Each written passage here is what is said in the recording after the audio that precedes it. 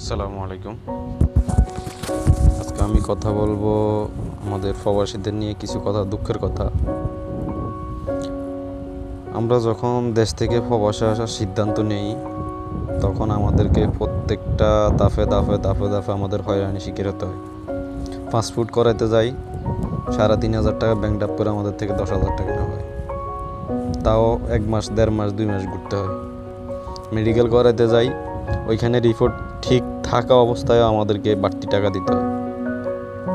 Main পাওয়ার করাইতে যাই, ওইখানে টাকা জমা দেওয়ার পরেও 7,000, 8,000, 9,000, 10,000 টাকা জমা দেওয়ার পরেও 15 দিন, 20 দিন, 1 মাস আমাদের ঘুরতে হয়।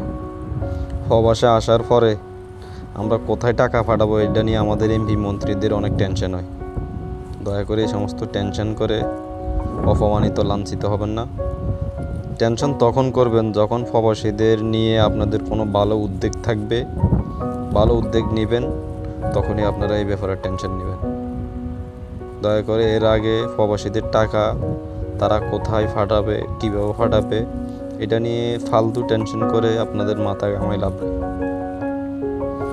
প্রবাস থেকে যখন 4 বছর, 5 বছর, 10 বছর পরে দেশে যায়, এয়ারপোর্টে যাওয়ার পরেও ব্যাগটা কাটিয়ে টাকাগুলো, স্বর্ণগুলো চুরে নিয়ে যায়। মোবাইল নিলে মোবাইলটা নিয়ে যায়, আবার বলতেছেন টাকাটা ব্যাংকে পাঠাইতে। ভাই, একটু দেখেন, চিন্তা করেন, ভাবেন।